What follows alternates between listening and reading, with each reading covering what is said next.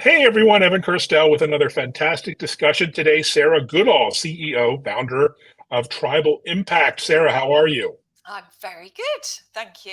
Well, Really good. thank you, and thanks for being here. You're one of the folks I follow with interest around your thoughts on employee engagement and social media advocacy. So thanks for being here. I think it'll be a nice chat. Yeah. Oh, I love this topic. And it's really nice that we finally are talking because we have followed each other for many years. So it is Many, absolutely, many years, yes, and we're swimming in similar circles. we are. We partner and work with Analytica and many of the same clients. I, as sort of a sole practitioner, you have a team around helping clients with their social and digital engagement.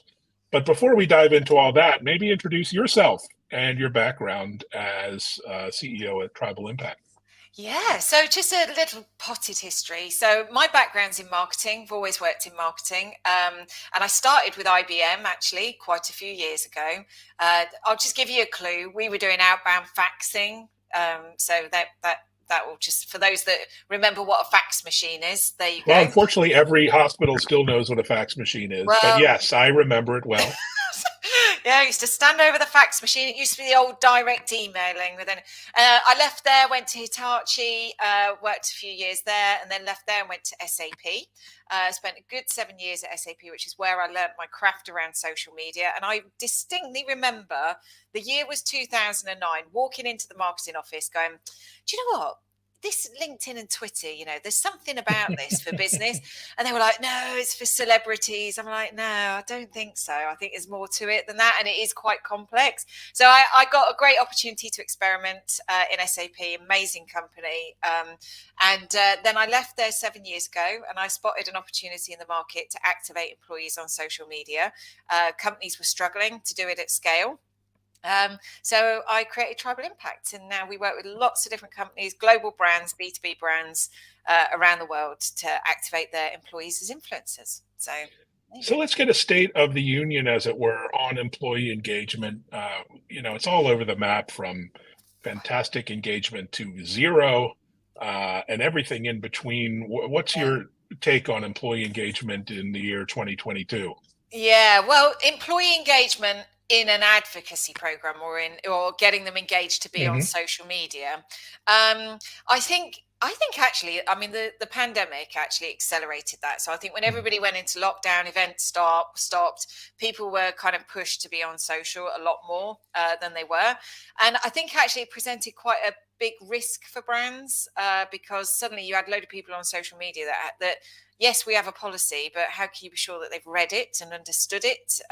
And that's a whole different issue. So they were all sort of out there. And then you get content creators and they're learning their craft as they go.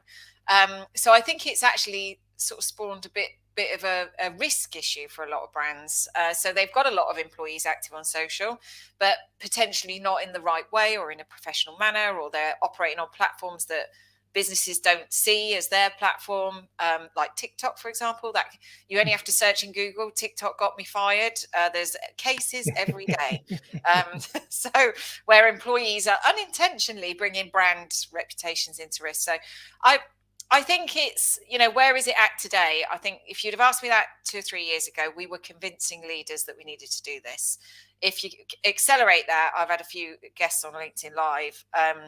They're not convincing them anymore. The leaders understand the value of it, but they just don't know how to contain the risk and how to activate at scale. So yeah, I don't know. Did that answer the question, Evan? It Sorry. did, it did, and go ahead. I've been independent for over 8 years, kind of like yourself, and Yeah. my one of my last employers, Oracle, people were fired because of what they said or did on social media. I remember it very well. Yeah. So Still it was, happening. I think it's actively discouraged in some companies, despite all the progress, we've made with education and, employee activation on social. So Mm. how do you balance the risk versus the rewards on social, and who's doing it well? Like who's really out there killing Oh, it, as we'd say. well, I've got to give you a shout out. There are loads of companies doing it really well. And the reason they're doing it well is they've taken a programmatic approach to it. They've taken a structured, intentional way of activating employees. They've not sort of gone, off you go then, or they've not gone, oh, we're not watching, let's just let them go. Because that also happens. But there's a lot of fear in companies, and you're absolutely right. You know, that whole firing thing is still happening. I mean, just the other Mm, day, somebody was sacked from Apple because they did a video. mm. It was a good video as well on TikTok, talking about working for the brand, and that they got their contract didn't get renewed. Other employees talking about their salaries, disclosing that, and they got fired. So it is still happening. I think the companies that do it well do it intentionally. They also sell the value to the leadership early on, because it's the leaders that are risk averse. They're the ones that are really worried about this. What if we train our employees, they go and work somewhere else? What if that one's happening all the time. What if they don't listen? What if they share something that gets them into trouble? Regulated industries that's a real problem, because obviously one word Mm. can make a difference between a financial promotion and not. So you've got a lot of risk. But yeah, I think my argument is your employees are on social, whether you like it or not. When they walk out of the office door, they're on TikTok, they're on Instagram, they're content publishers already. Somebody said that the other week, actually. Who was it? Airtable, Chris Lim. He said, they're on there already. So we've just got to get on with it and just activate them and embrace it. It's an opportunity, not just a risk. The risk is if you don't do anything. So, yeah. Yeah, no, absolutely. And what about executives? They're employees too. I'm Yeah. still shocked how few executives there are really embracing social as a way to communicate externally and internally to all the constituencies there. You Yeah. have some great examples of CEOs who are doing a fantastic job, whether it's like a Mark Benioff on Yeah. Salesforce or Michael Dell or Yeah. pick your visible social leader out there. But what about the ones who aren't? How do we get those gals and guys on board? Yeah, I'd add a few more to that. Bill McDermott, Hmm? ServiceNow, Christian Klein, SAP. Uh, there's loads. Carsten Noble, Henkel. People that have really embraced it. The one from BP as well. He's really good. Larry He's Ellison last tweeted in 2012, so that's one that. Oh, sorry, yeah. Oops, I'm going to be canceled here in a minute. But yeah, no, there seems to be this big gap between the folks who really get it. Microsoft leadership, for example, with yeah. Oh yeah, that amazing. But some who just either don't, or maybe it's fear. What do you think yeah. is holding people back? Don't or won't or can't. I Hmm. think it's all of that. I don't I have time. That's the big one. I don't have That's the big time. one. But you see, for me, that's an excuse, right? You've got to dig deeper on that one. That's a very easy, I don't have time. It's like, no, none of us have time. I'm And so busy. Yes. yeah, yeah. But when, there's a few examples where we've worked with executives on doing this, right? And when they share something for the first time on LinkedIn or Twitter, mainly on LinkedIn, they get a huge amount of engagement. And for me, that is very telling, because I say to these guys, look, they were waiting to hear from you. Your employees were waiting to hear from you. You've been silent for so long. They were waiting, and they're like, wow, they're on here. It's like, yeah, your employees are on here. I had a conversation earlier, actually, said, well, we use our internal social media network for that sort of stuff. And I'm like, don't share it. Your partners want to see it, your partner ecosystem, your customers, they want to know you, and they want to see you and hear you and learn from you. And then there's another byproduct which leaders don't realize until they start doing it. So the key to this is to get them to do it in baby steps, right? But then they start to see that they're learning. It gets them closer to the customers, closer to the markets, closer to what's happening. And they start to use it as a listening platform and a learning platform as much as they do as a communication platform. And that, they don't get it. Then when you start to feel that, that's when they start to go, actually, I can make time for this, and it changes. So, but yeah, fear is a big thing. Also, they're fearful of people saying things or criticizing, or it's going to create a storm. They don't know how to deal with it. And also competence. It does actually come down to basic. They don't know how to use some of the social platforms, and they need showing functionality and how it works. And that's, that's something where training can help. So Yeah, training is fundamental to all this. I mean, there is no playbook for a lot of this. It's not like learning the latest SaaS application. no. You can't sign up for a course, although because there's just so many inputs out there and videos you can watch. Where do you go for one source of truth and information and guidance? It's hard to find. And I Yeah. love some of the themes on your website at Social Tribe. One is I'm sorry, Tribal Impact. One is empowering employee voices. Yeah. What are the different ways you can do that? I mean, there's written word, there's spoken word, podcasting, there's video. We're doing live streaming, and so what are some of the modalities you're seeing working with employee engagement on social? Yeah, it's really this is a fascinating thing, and this is a trend that I'm seeing actually. Employee generated content, and it actually your employees are publishers already, but actually helping them craft that journey and make sure that they're creating content that they're comfortable with. So you must first meet them where they're at. I always say, you're not going to move an employee from 20 connections and no social profile to writing a 3,000 word blog post in a week. It's just not going to happen. So understanding the maturity journey of your employees and where they start from, where they're sat, where their comfort zone is, and where they should be.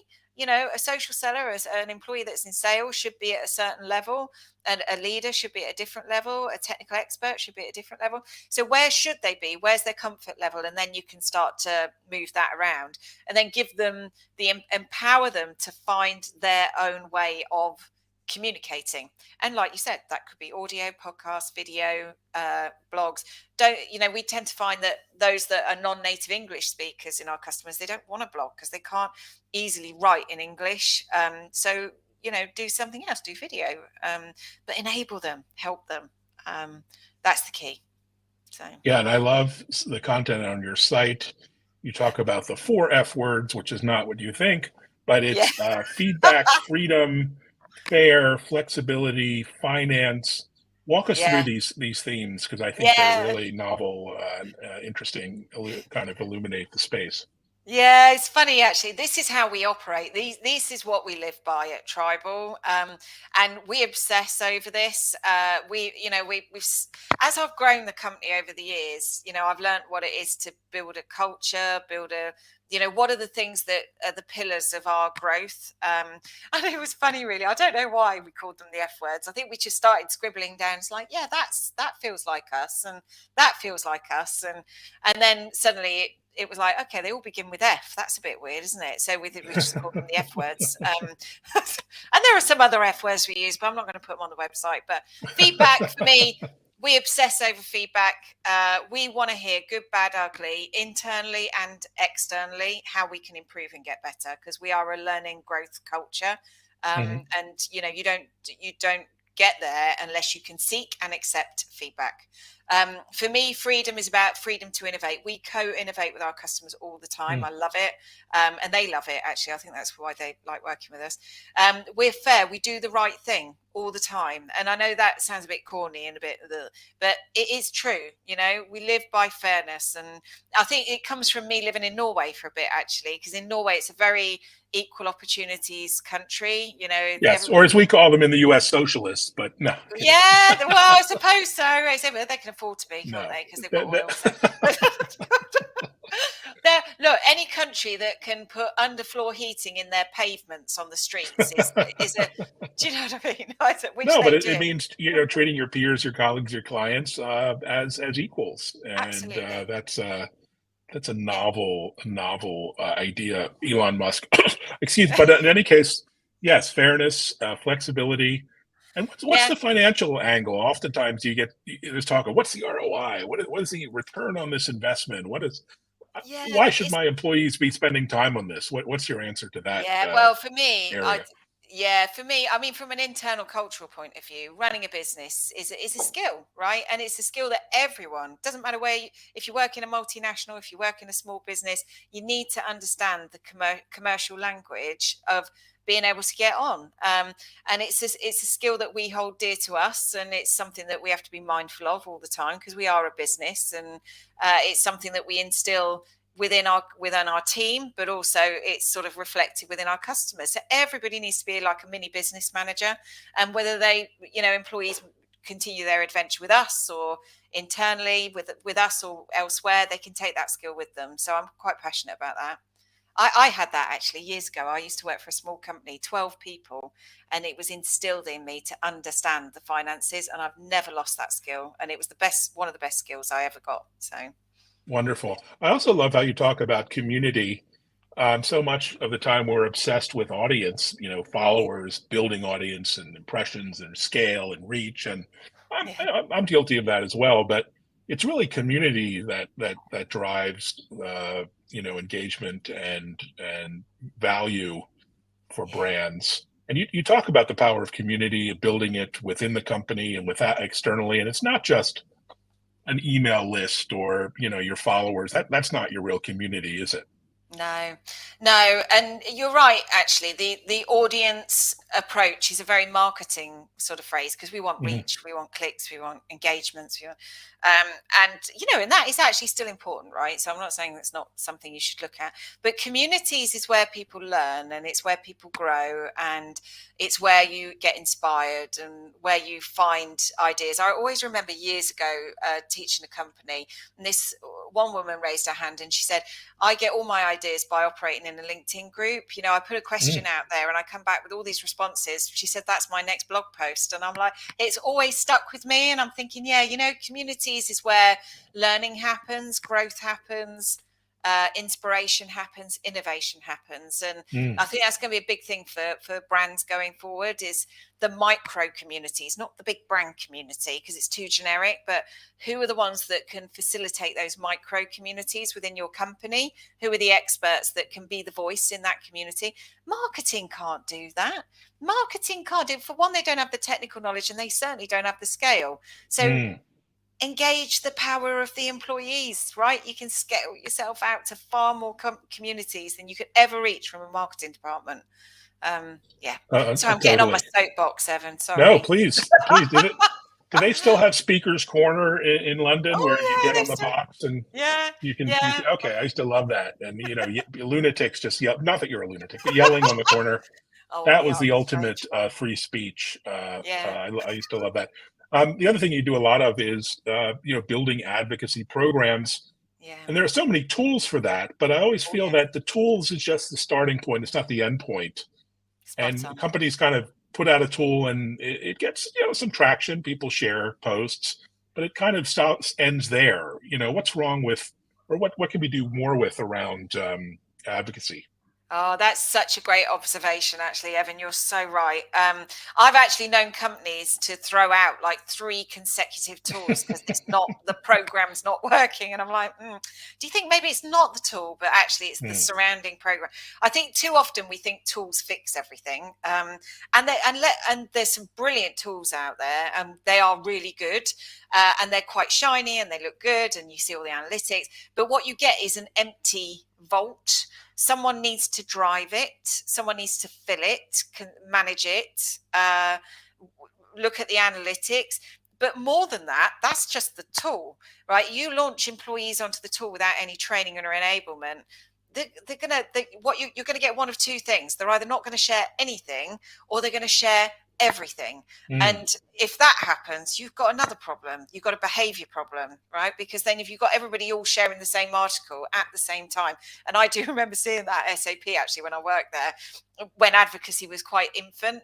I always remember seeing the same Cirque du Soleil case study 49 times in my LinkedIn newsfeed. And I was just like, oh no, no, this is not it.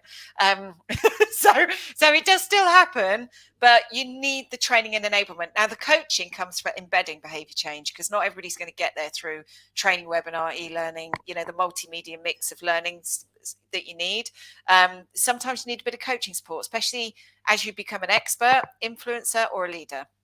They need a bit more hands-on support. So Yeah, and it often is one voice at a time, or cultivating those employees who show an interest in social or who are active on social. It doesn't mean pushing all employees to turn us into someone like me, a complete, obsessive lunatic on social media.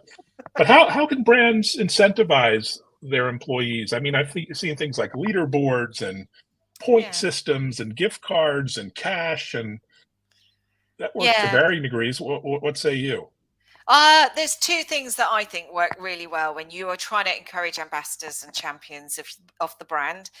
The first one is swag, right? Branded swag. People love it. Employees love it. A t-shirt, a little thing for the desk, or, I'm a member of the program. It makes them feel special. What I always wanted to do is get a mug with their Twitter handle on or something. It's the little things that really brighten people's days. The other thing, and we did a lot of this at SAP and subsequently at different customers, is competitions that are not geared around how many times you share, but actually the engagements that you get, because that for me shows mindful sharing. They're sharing content that their community wants to read and hear, and rewarding them with time with leadership. Or so I always remember this, and I play this over and again. But at SAP, we used to take a set of employees to the big Sapphire Now event, and they were employee reporters. We used to give them a camera and a Mm. phone, and it's like, right, go meet Richard Branson. He's here as a guest speaker, but you get backstage pass, right? Oh, I love it. Yeah, that's priceless, and that is cool. So you tend to find that the free Amazon vouchers and the iPads is it's not hitting the emotional spot that you need to hit when you're really driving true advocacy, in my view. So Yeah, that's a great point. Some great tips and tricks. Um, we work in many of the same kinds of companies, B2B, software, SaaS, enterprise tech companies. I'm a individual influencer slash analyst type, but I often tag team with employees and amplify employee voices and interview employees. Tell us, what do you think of that approach as a way to drive, reach, engagement, and visibility?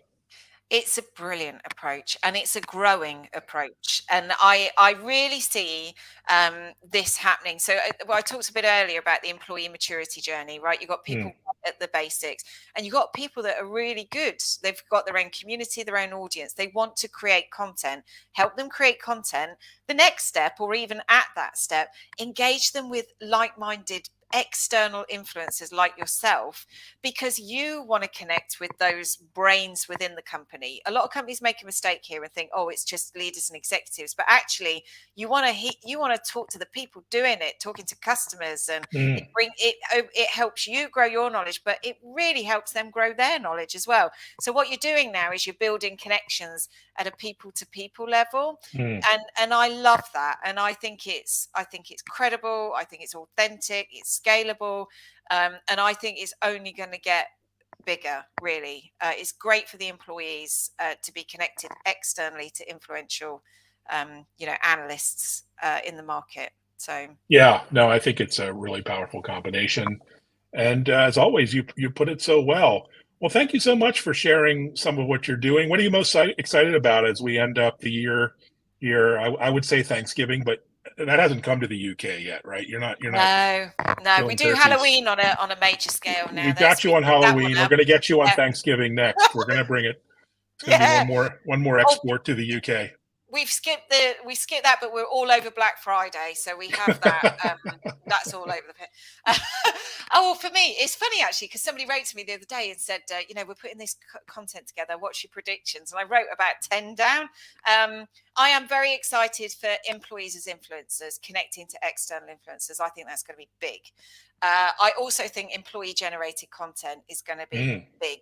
And I think, we need to be empowering, enabling employees to do that. And I think what we'll start to see is social moving up the organization, where we start mm. to connect the dots between influencer, paid, organic, and people will start to manage those programs and social selling. So social will become embedded in the fabric of the company. Maybe not next year, but I can hope.